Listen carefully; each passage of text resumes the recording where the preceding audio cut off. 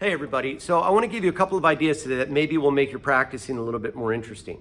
So I was looking at the tune Ornithology, which is a contrafact of the tune How High the Moon. But it's a tune by Charlie Parker, a bebop tune, and I was thinking about the first two little phrases. And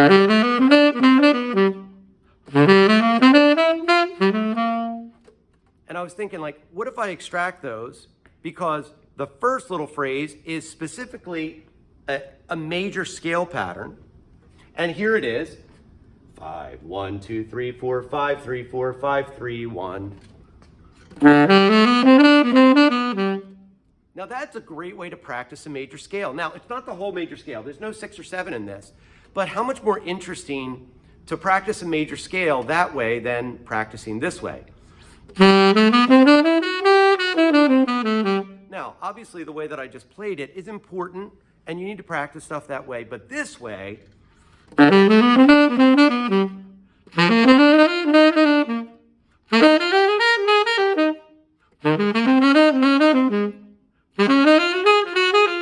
that's so much fun. I want to take that through all 12 keys because it feels good, and it's got a great rhythm to it because it's based in bebop language.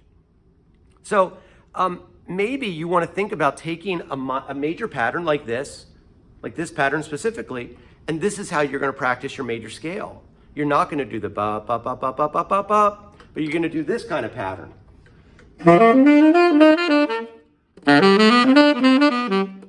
And then the second phrase to Ornithology, this one is specifically a Dorian scale, and this actually does have all of the notes of the Dorian scale in it. So 5 1 2 flat 3 4 5 6 flat 7 1 2 flat 3.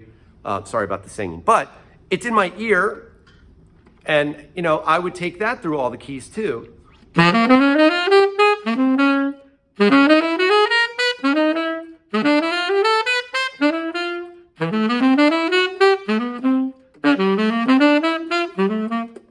It's a fun pattern, and again, why is it fun? Because it's got great rhythm. It's got great rhythm to it. I'm not just playing.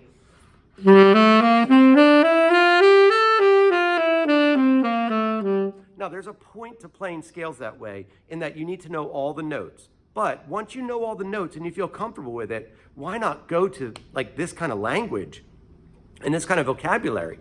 Now, what would be the next step? Well, the next step would be taking this vocabulary that you now know and maybe putting it into another tune. Like, for instance, what's another tune that goes from major to minor, the major to minor sound? Well, I've talked about this tune before. I'll remember April. I'll remember April. So I'm going to put these lines in the tune I'll Remember April. I'm going to play a little bit of the melody to hopefully remind you of the melody, and then I'm going to try to insert some of these lines. Now, I'm going to be honest. I haven't really done this, so I apologize out front if it all doesn't necessarily work out, but I'm going to use this major pattern and then this minor pattern, and maybe manipulate it a little bit and see where it goes. So here we go. 1, I'll Remember April. 1, 2, 1, 2, 3.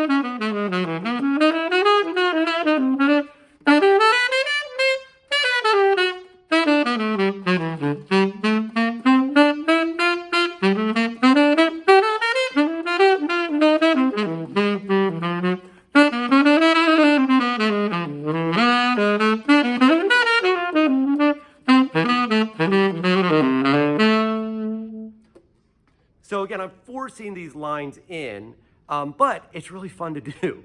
It's really fun, like, because, and again, here's why. Because the rhythm is so great that it makes me want to play these lines. And I think that it affects the rest of my rhythm and the rest of my lines in a positive way.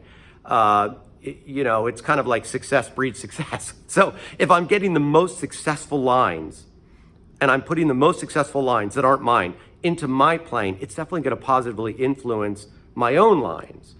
I think that makes sense. It makes sense in my mind. So anyway, hope this helps.